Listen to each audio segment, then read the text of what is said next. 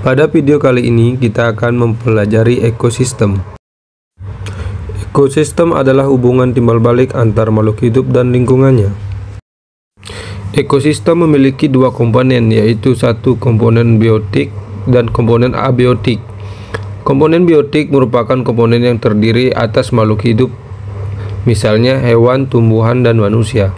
Sedangkan komponen abiotik merupakan komponen yang terdiri atas benda tak hidup, misalnya air, batu, pasir, udara, cahaya matahari, dan tanah. Ekosistem tersusun dari individu, populasi, dan komunitas.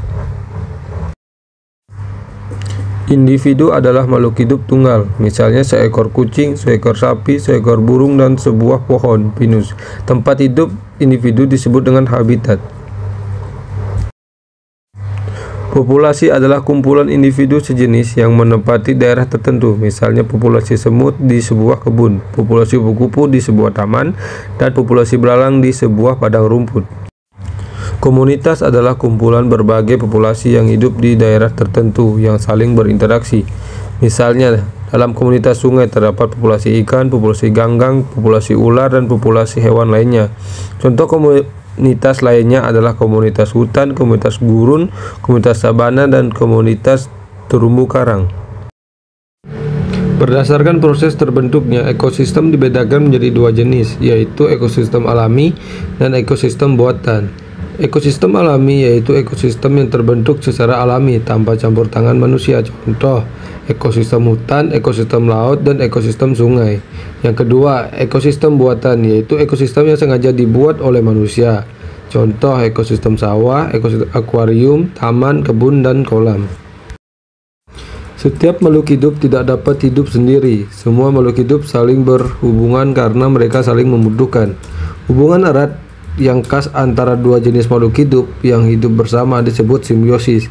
Simbiosis terdiri dari tiga jenis, yaitu simbiosis mutualisme, simbiosis komensalisme, dan simbiosis parasitisme.